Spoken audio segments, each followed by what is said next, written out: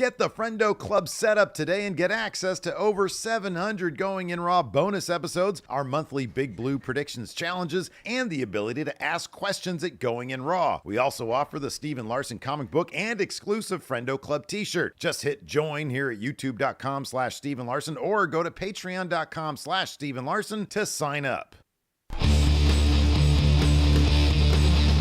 Hey, Friendo, Steve here. Hey, Larson. And welcome back to Going In Raw, the only pro wrestling podcast you need to be listening to. Hopefully everybody had a wonderful Thanksgiving if you're here in the States. Hopefully you guys had a great Thursday otherwise.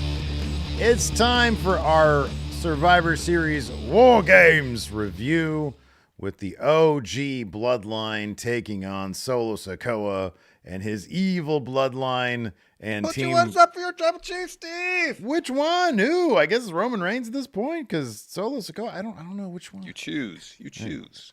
So we're gonna talk about that show today. Also, of course, on the Survivor Series show, we had Team Rianka versus Team Nia Jax and Liv Morgan and the rest of them, and we had a title change as well. Surprising one. We're going to get to all that. Also, we've got a new big boom predictions champion, and we're going to get to that a little bit later as well. Stay tuned for that. In a nutshell, man, how did you like Survivor Series? Get this out of the way. I said on this the live stream, and it's the lone critical thing I'm going to mention about the show. The whole match doesn't begin before everybody in the ring nonsense with these war game matches, superfluous. It's nonsense. It needs to go. Because it's just a bunch of brawling for 20 minutes. Yeah. Till everybody's in the ring, and on occasion there's an interesting story beat, but I don't feel like enough happens in those 20 minutes or so to justify that whole premise for the match beginning. You know what I mean? Does it feel like this year, maybe because we were, I feel like that criticism cropped up a lot this year, at least within our own audience. And so it got us thinking, nothing really happens in the first, whatever it is, 20 minutes, 30 minutes of the thing, because you can't call it a match. Once the match starts, it's awesome. Both, I thought I preferred the women's match. I thought once it got started, once the actual match started, then it got really good, very creative. Io Sky's my favorite. I thought the men's was really good too once it got started. I thought it was an excellent match.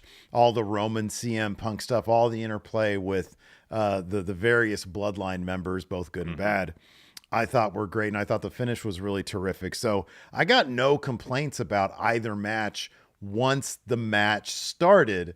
There is a lot of nonsense before then, and it's just sort of and then on top of that, you combine that with the crowd that really was not all that great tonight. And it just sort of, gets a little sleepy before the actual bell rings. Yeah, 1,000%, 1,000%. That's out of the way. Whether structurally they'll address war games in the future. I mean, unless there's any incentive for them to do it, I'm guessing not. See, I got the press conference or the little media scrum thing they do on my other screen over here. If just one person would say, hey, Paul, Steve from Wrestle Juice, I got a question for you. And he's like, yeah, what's your question? And I'm like, the first chunk of War Games matches are always boring. Can you address first half of the part of the War Games match that happens before the match starts? Why? Yeah, why? Why do you have an extended bathroom break during that period of time? How you make them less boring, Triple H? Yeah, exactly. So yeah, I mean, look, I don't see them changing that at all. We're just gonna have to deal with it every year. But again, once the actual bell rings, hey, you can always expect, because that traditionally has been the case. Usually they kill it on main roster with these war games, just like they did back in NXT. Yeah, and I think part of it too in the early war games matches after the relaunch of NXT, the novelty of it kind of carried it for a while. Sure. But yeah, whether it starts with everybody in the ring and then it's elimination, or I don't know what it is, something quicker time. Maggie suggests quicker intervals between people coming out. Yeah, maybe 30 seconds. How about that? Yeah, a minute, something like that. Because then here's the thing. If you do that, and again, this isn't going to happen, but if you did that, the sense of urgency would increase. And it's like, Exactly. we need to get our advantage in now because in 30 seconds, this dude's going to show up. I know, exactly. And do that with the minute in between, and then make it the match could end at any time. So I know it won't. It won't until everybody's in the ring. We get that. Yeah. But the idea that it could, and since the intervals are shorter, it just speeds it right along. We need to bring that to the booking committee at Action Coast Wrestling in case we want to do our own version of WarGames. We can't do the 2-ring thing, but we could do the 1-ring. I don't know if we can do a 2-ring thing, but maybe a 1-ring thing. Yeah, exactly. But anyways, we did get a title change. Mention that. Shinsuke Nakamura, your new U.S. champion. I had said in predictions here over at Wrestle Juice, all the talk about this match, since it was sort of hastily put together upon Shinsuke's return like 2 weeks ago. Yeah. I would believe that they're going to start treating Shinsuke like a real dude. I wouldn't believe it until I actually saw it. Tonight we saw it. He won the United States Championship. What kind of title run are we looking at? Or is this just something for LA Knight to chase to win it again? Like Nakamura's whole premise is that there's the LA Knights, the Kavorka of LA Knight, if you will, is a front to hide the insecurities of the man. And so he projects hubris and larger than life, but inside he's just rife with insecurity. And so if Nakamura's title reign is a vehicle to add more dimension to the LA Knight character, that's still debatable whether he needs more dimension or not. I don't think there's any debate. He doesn't. He's great the way he is. Yeah. His most effective stuff was before they started added dimension to him. Yeah. When he was basically Teflon, Yeah, I agree. Anyways, but I understand these are characters. You want dimension to your character so you can tell a wider variety of stories with said characters. So, ideally they could find a way to accomplish everything they want to do. Mm-hmm. If they want to, if Triple H is really invested in rehabilitating Nakamura's image in the fans' eyes, which over the years took a massive hit, hit. Oh, yeah. Seeing him as a credible championship contender. As he's booked at WWE, I understand, all he did in New Japan, NXT. He's still a credible contender in my mind. You could do that. And if you want to add more dimension, if you want to do that, to LA Knight's character, you have them have a rematch. Maybe LA Knight's a little bit closer, comes up short. Nakamura defends the title for a bit. LA Knight goes on his own journey, and they come back again. I don't know, WrestleMania or something like that. LA Knight gets it back then. Yeah. Something like that. But without knowing what the goals are for each, it's really hard to tell. I feel like they'll probably, and I hate to say this because I don't want it to happen, given that Nakamura just showed up, I get the feeling that they're going to rematch this and LA Knight will get it back relatively quick. Again, I hope that's not the case, but he just showed up and basically dominated him in this he wrecked match. LA Knight. And that to me says that's a bit of a Rocky 3 situation where LA Knight now has to go run on the beach with his best friend. Maybe he recruits Andrade, after having a couple of battles with the guy, and they go, or Carmelo Hayes, they go running on the beach, and he learns how to, do some Kings Road style wrestling, as we were joking about during the stream. Yeah. And he comes back a stronger guy, a strong style LA Knight, and beats Shinsuke. Again, I don't know what the timetable would be. I hope that it's more extended than not. If they actually make Shinsuke into a scary motherfucker, man, I'm there for it. I think the repackage, is really, really cool. They did a hell of a job with a new twist on his theme song. And this one, compared to Friday's, I think might even be different. I don't know, but it was different. Yeah. Was it? Yeah. Okay. It sounded different. Yeah. It's super menacing. They poured a bunch into the actual presentation of the entrance. He's got some of the face paint going on. He didn't even use the mist tonight. No, we saw it on SmackDown on Friday. Yeah. And so they've got the ingredients there for him not to be just another depth guy, just a chump. This guy could do some really, really cool stuff. And I feel like WWE these days gets a bit more of the benefit of the doubt. Hopefully they do some really cool things with him. And there's all sorts of stories you can tell with LA Knight without the title. He doesn't need the title. Totally. Yeah. Let's get back to the main event because last week, not this past Friday, the Friday before. Of course, CM Punk revealed as fifth man brother for OG Bloodline team. Paul Heyman called in a favor to make that happen. So I'm going to go back to SmackDown on Friday, where there's a cinematic little face-to-face, a summit, if you will, between Tribal Chief, best in the world, Roman, CM Punk, where CM Punk makes it clear that he's not helping Roman to help Roman. As he says, I'm doing it for the wise man, our wise man. And he says, Roman, you're not going to owe me the favor. Heyman's going to owe me the favor. And so he leaves. And they really, tease there the tension that exists through a good portion of the WarGames match tonight. But at the end, after Punk leaves, Roman says to Heyman, what is this favor? And Heyman just tries to brush it aside. Oh, let's just get through WarGames. After that, we'll have plenty of time to talk about that. So Roman seems content at the moment with that. Of course, the match went down tonight. Not exactly without issue completely, but they got through it at the end. They shook hands. Yeah. As Punk was leaving the ring, he shares an embrace with Heyman. Heyman thanks him. And Punk reminds him, when I come calling for that favor, I need you to deliver. Yeah.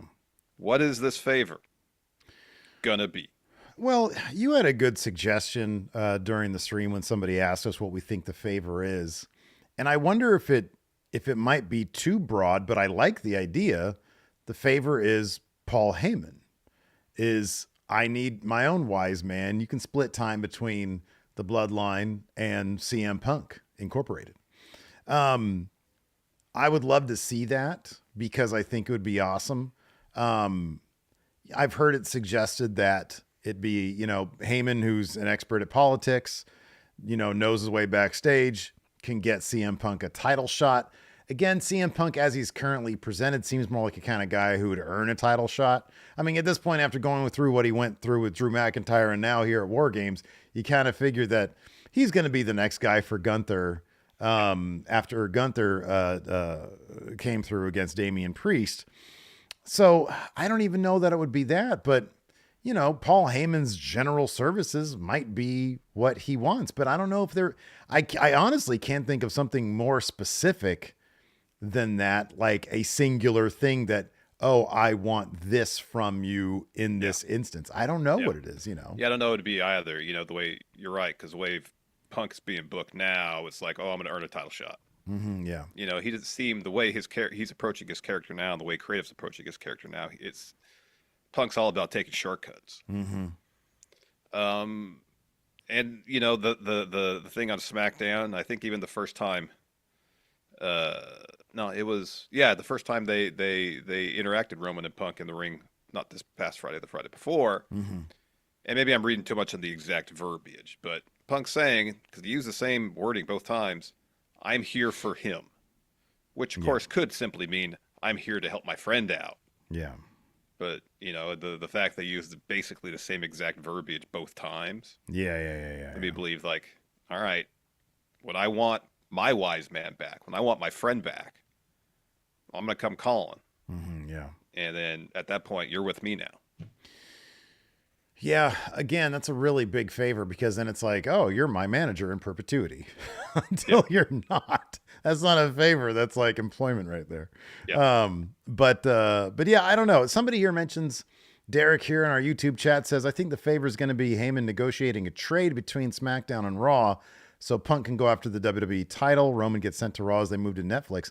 I like the idea. Again, Heyman knows how to navigate the system. Yeah. And so I could see something like good. that. Yeah, that makes sense. I could see that. Yeah, I could see that. Yeah. Anyways, before we continue on, Larson, we have a sponsor for the show today, so let's tell the people about that. Let's do it. This episode of Going in Raw is sponsored by BetterHelp, Steve. Yes. I've been saying it all week, but the point can be made that I haven't been saying it enough. So I'm going to say it again. Mm-hmm. I appreciate you. So thank you, Steve. Yeah. This time of year, it's all about gratitude, so I want to extend my thanks to you. And I want to extend my thanks to somebody else. I think you know who it is. Me again. No, it's me. Oh, thought it was going to be me for the second time today. But, you do make a good point. We probably don't take the time to thank the people in our lives quite enough. That includes ourselves. Yeah. For example, there was a period in my mid-20s where I definitely was not appreciating myself. I was dealing with severe anxiety because of it. My life pretty much put on hold while I tried to navigate through it all. Eventually, I realized that I had to go to therapy, and therapy helped me learn the tools I needed to better cope with my anxiety and allowed me to better appreciate myself. And if you're thinking of starting therapy, give BetterHelp a try. BetterHelp is entirely online and is designed to be convenient, flexible, and suited to your schedule. All you got to do to get started is fill out a brief questionnaire to get matched with a licensed therapist. Then you can switch therapists at any time for no additional charge. So let the gratitude flow with BetterHelp. Visit betterhelp.com/raw today to get 10% off your first month.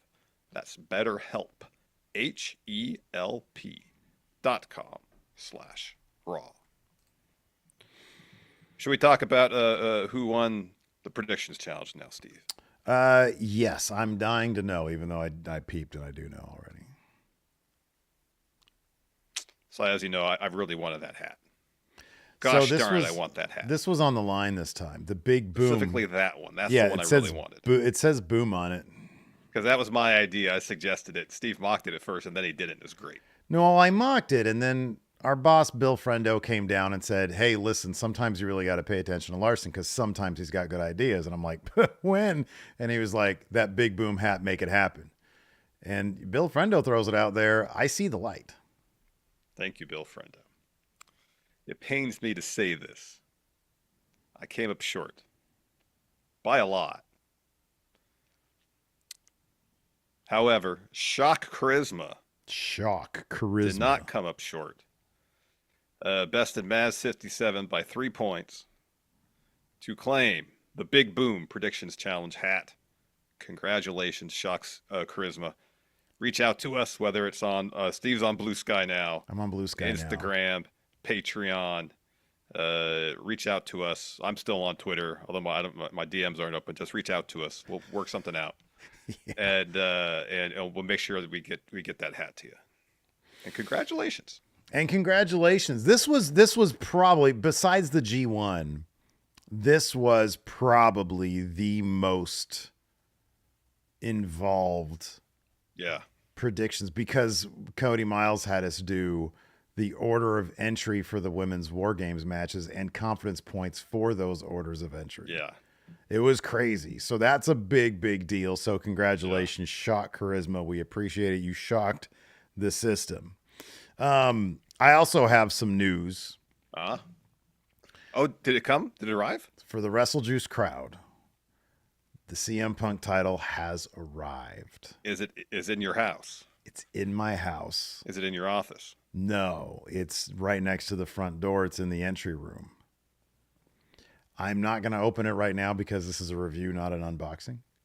But tomorrow at noon Pacific, 3 Eastern, over at youtube.com/WrestleJuice or and twitch.tv/WrestlingJuice. There you go. I will be doing a dual stream where I will be unboxing the CM Punk Signature Series title. Very exciting stuff. I can tell you're very excited. So, even though you did not win Predictions Challenge today, you are still a winner. Yes, correct. Well, I purchased this thing. It's a limited edition, is it not? Costs way too much money. Well, it's a limited edition type deal, yes? Yeah, but I don't think it's sold out yet. So I could have bought this at any time. It will eventually. Didn't know that when it first came out. Figured that they don't tell you that. Sell out. They don't tell you. There's a high likelihood this will or will not sell out. Only if they did. Yeah. Anyways, let's talk about the women's WarGames match. As mentioned by you, especially once the match got started, I thought this was wildly fun and really, really creative. Mm-hmm. Yeah. And in the end, it got Rhea her pin on Liv, thus immediately justifying title match between the two again. Where do you think that's going to happen? And you got to assume Rhea's going to win that one, yes? So there was the Rhea Raquel match that we never got. Mm-hmm. So they can still do that in advance of the world title match. Then you got the Royal Rumble, which you got to think maybe Rhea would win that one. I know she's already won it before, but I think they can extend this out to WrestleMania. Whether they will or not, I don't know, because there is a lot of time between now and WrestleMania. I mean, and Jack Bauer brings up a good point. Io still is owed a title match against Liv. Oh, that's right. That's she right. won That's that number right. one contendership like 6 weeks ago, it feels like. That's right. Yet to get the match. And honestly, that's the smart way to go, simply because Liv hasn't had a lot of title defenses. And like, you should build that up a little bit. So give Rhea a setback or two. You know, I don't think she's going to lose anything to Raquel Rodriguez, but you can maybe do the thing where the match goes so crazy there's no winner, and then they do it again. You know, Rhea doesn't wrestle really on TV all that much. No, she doesn't. They might, again, if you really want to load up that first Raw on Netflix, that could be a place where you do the title swap as well. It could be. It could be. Or even if you don't want to do the title swap there per se, maybe they have another match. For example, CM Punk versus Gunther. Just throwing that out there. Yeah. You know, they want to have a huge title match of some sort. They can revisit Rhea and Raquel. They had a great last woman standing match in NXT. You know, give them some sort of stipulation match, you know, on the road to Rhea ultimately getting the title opportunity against Liv. Yeah. Something like that. Yeah. I'm looking at Nia Jax's title, and if anything in this match here that and the Jade Cargill situation, does anything in this match kind of inform that? You know, people are throwing out names as suspects. Naomi, Bailey, one obvious one because she's the one who got into the match. I've always looked at Bianca as a possible contender for Nia Jax's title. Obviously, Tiffany Stratton's out there as well, and she had like the worst idea for a cash in possible when you have 9 other people in a match with you in the middle of WarGames. She busts out the briefcase, and then immediately Raquel Rodriguez is like, what the fuck are you doing right now? Yeah. But they got to keep on hinting at that to keep on making people remember that she is Miss Money in the Bank. But a lot of moving pieces there with Nia Jax, but I think she's having a good title run so far. If they keep that title on her for a while, it wouldn't surprise me either. It would not surprise me either, but they definitely need to do something to build up somebody to be a challenger or challengers for that title, because the actual lineup of people like ready to step up. Sorry, creative has booked to step up immediately is pretty thin. Yeah. I mean, you could pretty much say anybody on the Face WarGames team tonight, if they want to challenge Nia, hey, our team beat yours, therefore I think I should get title shot. Sure. But in terms of, you know, something immediate and organic beyond that, there's not much going on. Yeah, right. Yeah. They're really relying on the Tiffany, Candice, Nia dynamic for the main event of the women's title scene on SmackDown without really necessarily building up a bunch of challengers ready to step up to Nia. So hopefully that's something that's addressed right after, you know, WarGames now that's done on SmackDown. Yeah, no, absolutely.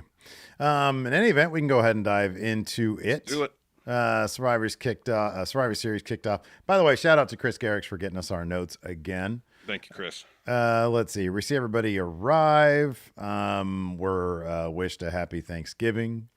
And then we have Women's WarGames, which opens the match. Everybody... Oh, is this true? She says, this note says, Bianca makes her way out first. She has a WWE 2K24 created outfit made by a fan. Oh, wow. That's cool. Somebody made like a tire in 2K24, and then she adapted it. That's neat. Super cool. That's cool. Anyways, we got to everybody talk comes about out. Rhea's mask that she had for the first chunk of the bout. Like whatever fantasy video game bullshit she was inspired by here, whether it was like Skyrim or whatever. I don't know what it was. I don't know what it was these days. That used to be our purview, the video game, Steve. I have no idea where this is from. We started doing that 15 years ago. Crazy. It is. Dude, yeah. No, she looked amazing. Oh, my God. Yeah. like the entire thing, like because it The whole wasn't her ensemble was typical great. like gothy look. This was much more fantasy based, and she had the coolest mask. And at first I was like, oh, is that a mask over the normal mask? No, that was the mask she used. And then in the match, she took the damn thing off. Yeah, it had horns on it and everything. It had horns. She was giving Nia Jax a bunch of headbutts with it. That was cool shit. Yeah, no, she looked. Oh my god, she looked amazing. Yeah, it was super cool. So the match before the match starts, the women's war game, there was some clunky bits. There was some of the least impactful chair shots I've seen in a very long time. Dude, like both for the women and the men, like were busting out the weapons and none of them looked terribly good. There was like one part where Nia Jax was trying to hit Naomi and Bailey with a chair, and they're both like doing this, and it's like, Yeah. no, give them your back. What are you doing right now? Yeah.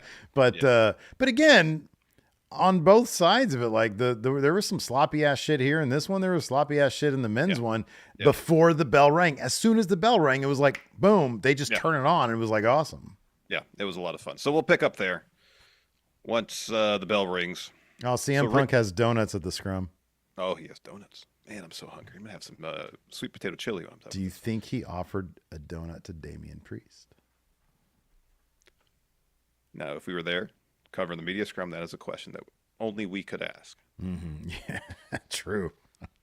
So, WarGames match officially begins. Rhea's the last in for her team. Liv is the last in for her team. Around this time that Rhea takes the mask off. Let's see. There's this bit where on one side of one cage, Io climbs with the garbage can. On the other side of the other cage, Tiffany is climbing to the top there, and everybody else is kind of split into squads so that Tiffany could hit a swanton on one group, and then Io can hit a moonsault with the garbage can over her head on the other group, both off the cage. I just wish that they had replayed this a couple more times. They did twice, and I was like, oh man, I could watch that a couple more times. That shit was crazy. That was awesome. Wild. It was because Io had her own custom garbage can too. She gets it. That was the first thing she did when she got out of the little shark cage thing. She comes down and she pulls that out, and she has like a thing that she's like starting to climb the cage with it. She wants to do this immediately. Candice LeRae goes up there, thwarts that. Kind of breaks it up. Yeah. So after Tiffany hits the swanton, everybody's laid out. So including in front of her, you had Liv and Nia. And so she goes, going through a garbage can in the ring and pulls out the Money in the Bank briefcase. Mm-hmm. And so she's there pondering about who to cash in on, whether it's Liv, whether it's Nia. And then Raquel comes over and is like, what are you doing? And then Io comes through with the fire extinguisher and sprays it in everybody's face. Just for everybody. She just completely fills the cage with the... So Raquel stumbles back in the corner, and earlier in the match, Liv, I believe, tried to handcuff Rhea Ripley in that corner. Mm-hmm, This time, as Raquel is stumbling back into the corner, Rhea takes that opportunity to handcuff Raquel. Mm-hmm, so Raquel Rodriguez handcuffed in the corner. So Nia attacks, and everyone starts giving instructions. Tiffany sets up a table. Bianca sends Candice into the corner. Nia hits a Samoan drop and a leg drop. Bianca gets a 2 there because Io and Bailey break it up. So they face off and have a moment, which was cool. So Nia hits them both with a lariat and then hits Bianca with her own hair, puts Bianca on the table, looks for an annihilator. Bianca escapes. Her and Naomi hit a double powerbomb on Nia through the table. Liv breaks up the pin there. She takes a swing at Bianca with the bat. Bianca catches it. Raquel hits her with a boot. And then Liv hits Bailey with Oblivion. Rhea breaks up that pin. That's when the headbutts come. She's looking for a riptide on Liv. Raquel pulls Liv to safety. Liv hits Code Breaker on Rhea on a chair, heads up top, and then they're up there kind of fighting for position. Liv's looking for Oblivion off the top. Rhea blocks it, Riptide off the top through the table to get the win. That Riptide was fucking insane. It was crazy. Because you see Rhea up there, and she's already like, manhandling Liv, and she's trying to get her footing in order to hit it, and she hits it great. It was awesome, yeah. No, I love from the moment the bell rang in terms of the match starting. This was absolutely phenomenal. This was really great stuff. It was really good. It was really good. After that, we get LA Knight. Yeah. Taking on Shinsuke Nakamura. Yeah, as we mentioned at the head of the show, this was a dominant win for Nakamura. LA Knight did not get a lot of his shit in here. He got like some, but like, he did the thing where he flies up the ropes and he does the elbow drop. He got a couple little signature moves in here, but man, oh man. Like, yeah, this was bell to bell, a lot of Nakamura here. And of course he ended up getting the win with the Kinshasa as he usually does. Because he tried for one, but LA Knight was able to avoid it, slams him down, hits up top. That's when he did the leaping elbow drop. And then Nakamura falls between the ropes. This is what really did it. He fell between the ropes, and LA Knight follows him, and Nakamura dumps him with a Scorpion Death Drop on the steel. Yeah. And then he puts him back in, and he hits a Kinshasa, and he wins. And it was like, what the fuck happened there? It was pretty shocking. I mean, I don't know. Half our audience thought that Shinsuke was going to win, but I don't know. I was like, when you've done this with Shinsuke for such a long time, I mean, look at a series with Cody, where it's like they don't let the guy get a win. Seth also, like they don't let the guy get a win in, and then and so he just shows up again. It's okay. Well, they cooled him off, brought him back, brand new coat of paint. Probably going to be copy paste, but no, he got the win here. That was great. Well, even you consider the go home math on SmackDown on Friday, where Nakamura wins his match, and LA Knight comes in to attack him, and Nakamura just sidesteps him and misses him. You think, oh, go home math favors LA Knight. Nah. Although shout out to LA Knight for hitting a burning hammer during this match. So yeah, that was pretty crazy. We'll see burning hammers in WWE very often. So kind of curious. I'm kind of curious if there's going to be some reporting on. I don't know. Who knows, an LA Knight injury or a movie he's shooting? I don't know. Who knows? After that, we had the Intercontinental Championship bout. Ludwig Kaiser versus Sheamus versus Braun Breaker. This match was tons of fun. Pace was outstanding. I thought this match was fantastic. Yeah, this was a ton of fun. These guys have great chemistry, and they did one of the best false finishes, with Sheamus hitting a Braun Breaker with a bro kick. And, they did the 1-2, and then Ludwig was on the outside. I think he'd been put through the barricade. And he grabs the ref off him. And the crowd was like really into that finish, or what they thought was going to be the finish. And then, so Ludwig, and then he gets, because it's like no DQ, Ludwig was taking the most advantage of the no DQ stuff. He was trying to throw chairs at people. He got the shillelagh out, started beating the living shit out of Sheamus. Apparently on social media, Sheamus posted, his skin welts up so easily. Oh, it does. It's immediate. Yeah. And so I'm sure that probably looks pretty gnarly. And then, beat the crap out of him with a shillelagh. And then Kaiser rolled him back on the inside.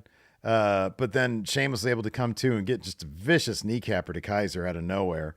Kaiser kicks out at 2 there.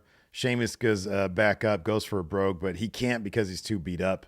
Kaiser hits a rolling senton, hits the hammerlock DDT.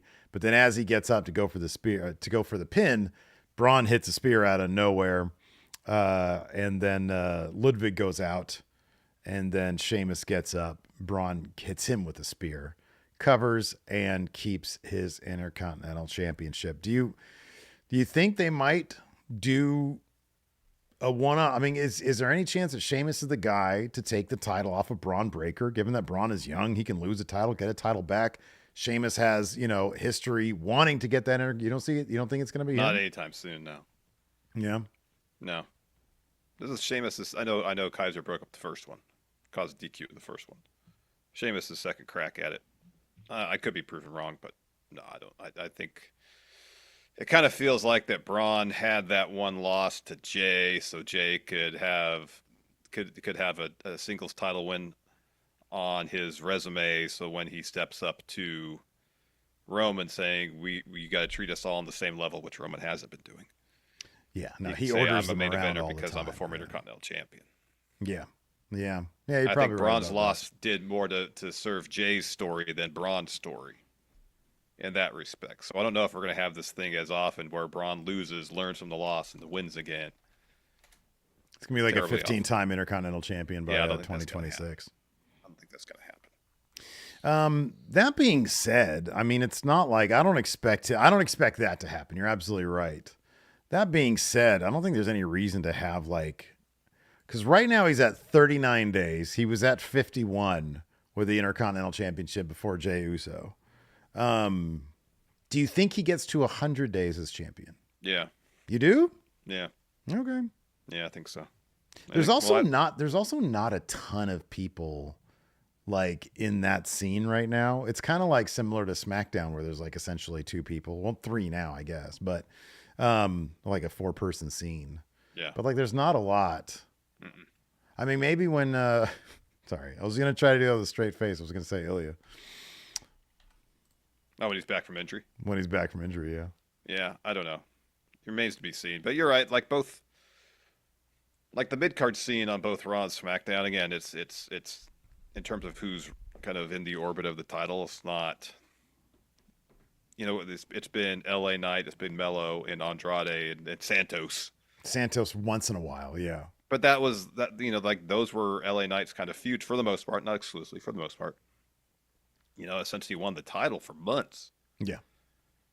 And I guess maybe the hope is after this whole Bloodline versus Bloodline thing plays out, assuming Jacob Fatu's fine, there was a scary spot where he was selling injury, so hopefully he was just selling. Maybe Jacob Fatu gets in the U.S. title scene. That'd be amazing. Yeah, that'd be cool. So. Yeah, that'd be good. All right. Let's talk about Damian Priest versus Gunther. Now, you and I have not been the biggest fans of the build to this match, where both guys kind of seem to be acting a little bit out of character. The story is Gunther has lost his confidence because he lost to Cody Rhodes. Damian Priest is now a world-renowned shit talker, so he's gotten in his head. And so, he's like, I want my rematch because I used to be world champion. And when I lost it, it was thanks to Finn Balor. Now we're expecting a match that's just going to go straight up one-on-one. Gunther's going to kind of erase the stench of that win, the world title win, off the record. He's going to beat Damian Priest in a really thrilling match. Priest will probably get the pass-out loss, which is what happened. But again, thanks to Finn Balor. Yeah, that's the part of it. I mean, there's a lot of it that left a lot to be desired. I've been advocating for a really good, in-depth, lengthy Crisis of Confidence storyline for a while. I just don't feel like Gunther's the one to be doing that. Yeah, right. Yeah. I don't, I understand it does happen in sports where one loss, one bad play could get in somebody's head, even if they've had years and years of success. It happens. I understand that. That being said, everybody loses to Cody. Well, I know, but in kayfabe, like you can't, Gunther's. I know. I understand. You can't just brush that off. Well, everybody loses to Cody. Yeah, right. Everybody loses to Gunther, also. In his mind. But we saw Gunther go through a similar thing after losing to Sami Zayn at WrestleMania for the Intercontinental title.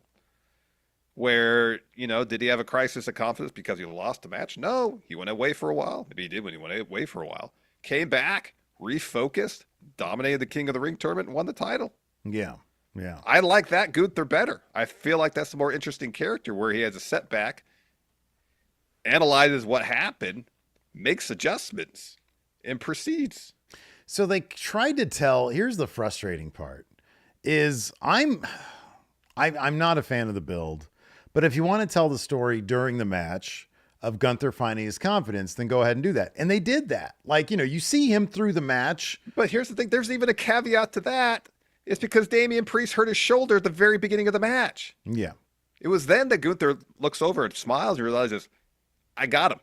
It wasn't Gunther realizing, or necessarily Gunther looking within himself to realize he's still the Gunther of old and can dominate anybody. This is like he saw that Priest was wounded here, and I'm going to have an easy day at the office today. Well, even that's undermined because Finn Balor interfered in the goddamn match. Exactly. So, yeah, I mean, and on top of that, I'll be honest with you, even in a vacuum, this was not the best Gunther match that I've seen. And both these guys, they can go. We know, obviously, we know Gunther can Their go. But SummerSlam match was fun. Yeah. Damian Priest can go. Yeah. But yeah, even the story that they're telling, you know, in a vacuum in this match really was not all that compelling. It seemed kind of, you know, it's one thing for a Gunther match to be methodical, where you can see the ring general picking apart his opponent or whatever, or trying to figure him out. But it's another thing to be like, there's a thin line between that and kind of boring and sluggish. And this sort of just felt sluggish. Yeah. Really wasn't all that great. And then going back to the Finn, with Finn coming out of nowhere. Yeah. So what happens is Gunther's working over Priest's shoulder and is pretty busted up. And so at one point, Priest is looking for a South of Heaven off the top. So there's this kind of a weird bit where it looks like Priest pushes Gunther off the top rope because Gunther's blocking the South of Heaven. And as he's falling backwards, he grabs Priest by the arm and yanks it over the top rope. So Priest falls over the top.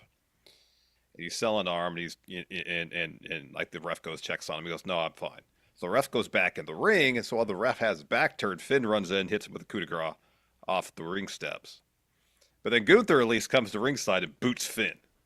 Yeah. So at least he resents the fact that Finn came down to interfere. Yeah.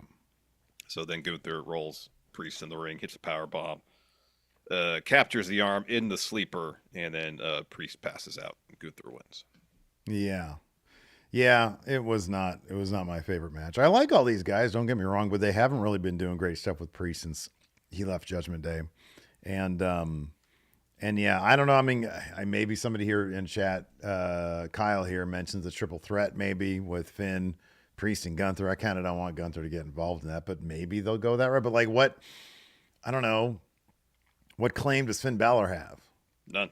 To getting anything with Gunther, you know, like Priest is like, dude, I'm done with you. I don't want any part of this. Yeah. So I don't know, man. I don't know where this is going, but and I like all the participants involved. So whatever Gunther does next, I'll you know, be interested to see what happens next.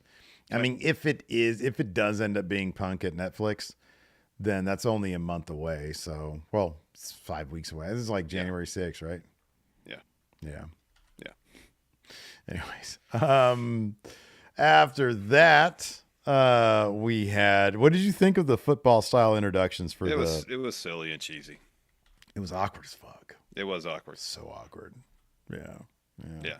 In any event, the Bloodline the Bad Bloodline comes out first. Together as a unit. A single unit. Whereas Good Bloodline all have their separate entrances with Jay last. See, I'm going to contradict myself. Real briefly, I just spent the beginning of the show talking about how the match before the match begins at WarGames, I could do without it. That being said, without the match before the match, the bit where like Punk's trying to get out and Roman stops him, you know, and tells Jimmy to go, whatever. It was Sammy to go to the ring. Yeah. Like you wouldn't have those moments. Punk and those are the fun character moments that I like, but like shorten the intervals or something. So I think shortening the intervals would be perfect. A minute is great, you know, because you really feel the urgency there with a minute. Yeah. Change up. I don't necessarily think you have to drop the whole match before the match part, but yeah, some tweaks, up the urgency. You know, someone earlier mentioned, you know, book it under Iron Man rules where even when people are still entering the ring, you still do pins, falls, and submissions and stuff. And, you know, whoever at the end has the most falls wins as opposed to a single fall, something like that.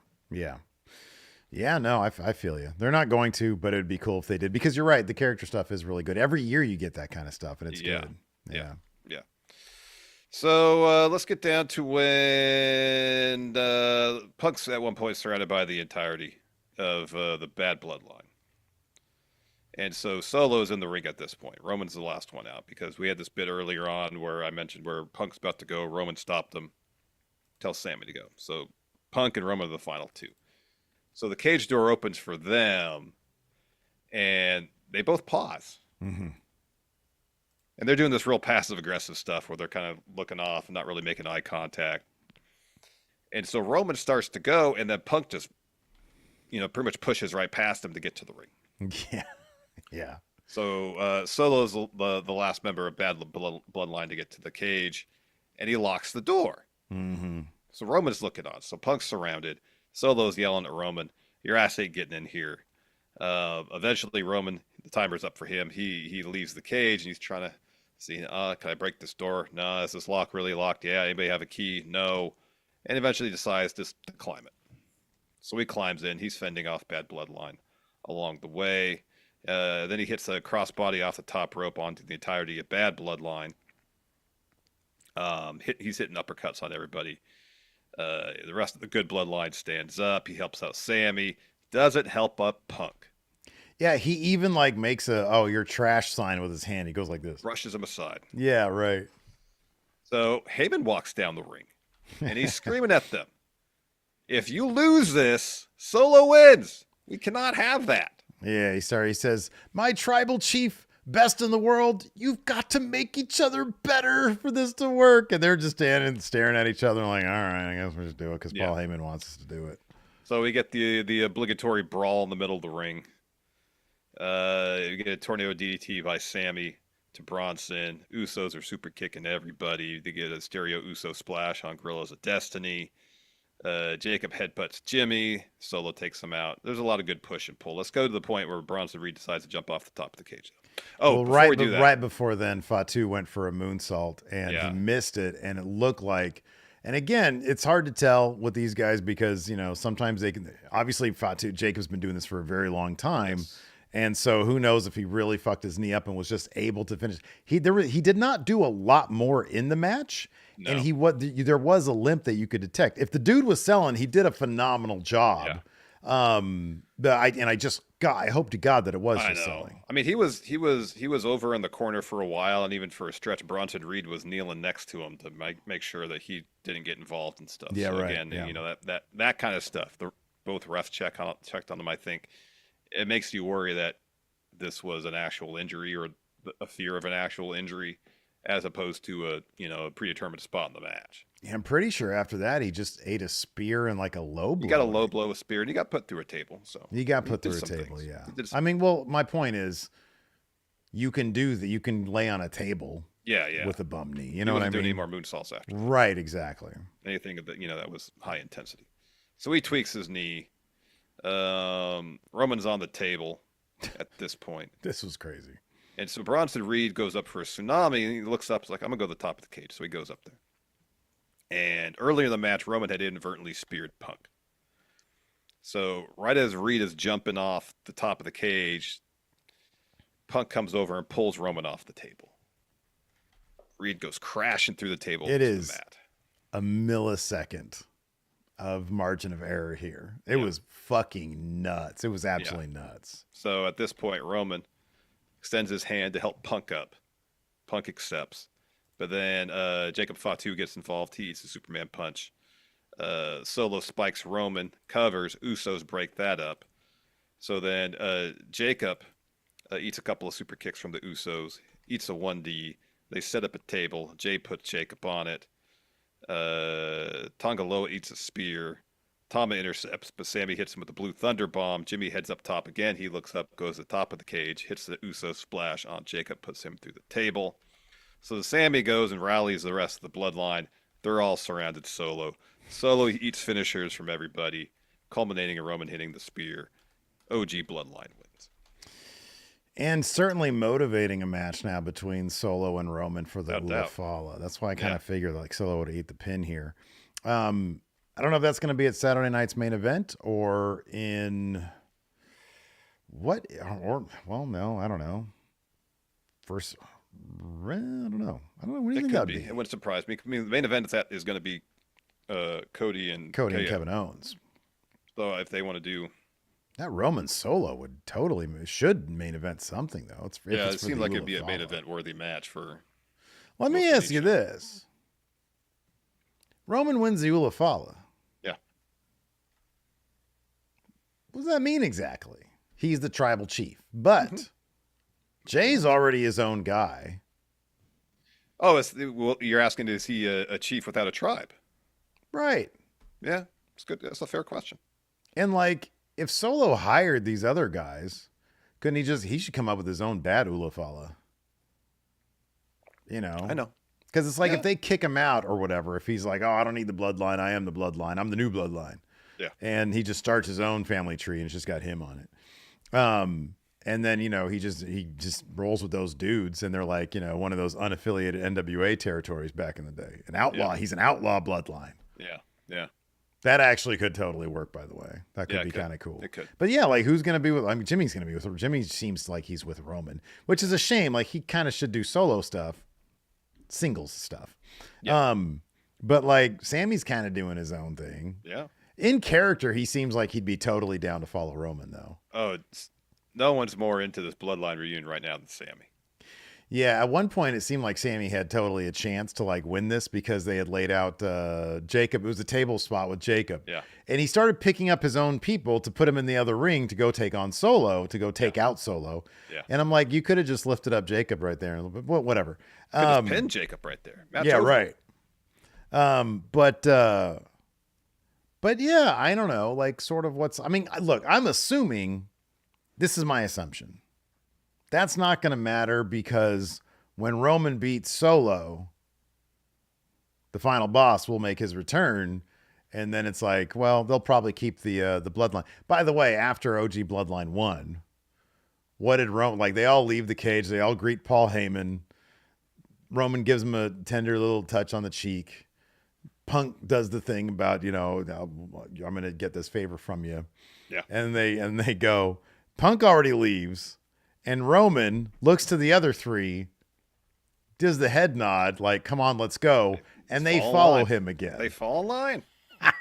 They fall in line. You know, I guess what maybe we could expect is less of a dick to his own people, but still the leader. That's got to be a start, yes. I mean, he's got to learn that manipulation is not effective leadership skill, you know? Right. You know, although it did work for a very long period of time. It did work for a very long time. They were all wildly successful. Ultimately fell apart. He's got to learn that. He's got to learn. If the Undertaker hadn't showed up, he would have been fine. Maybe things would be different. Mm-hmm. Gosh, I lost my train of. Oh, maybe what they'll do with the OG Bloodline is like an Avengers thing.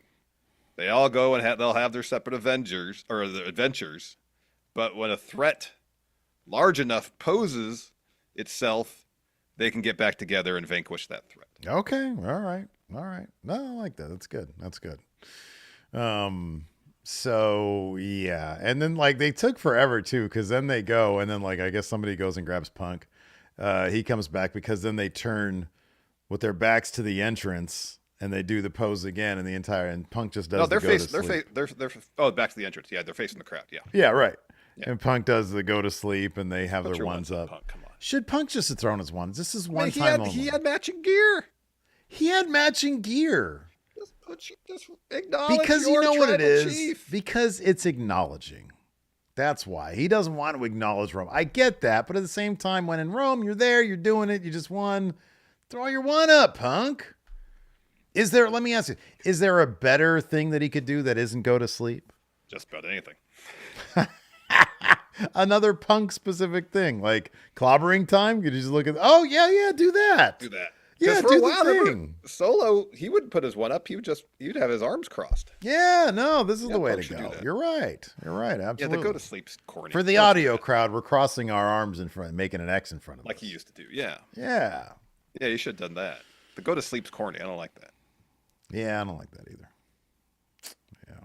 Anyways. So I meant to put up a question thread during the show, but I got so wrapped up in our conversation. That's fine. We're about an hour. Yeah, okay. Anyway, Larson's saying that's fine. We don't need your questions. So anyway, that's going to do it for the show today. We'll be back on Tuesday for the Raw review? That's correct. All right, we'll be back on Tuesday. We'll be back on Friendo Club tomorrow with our star ratings for the show.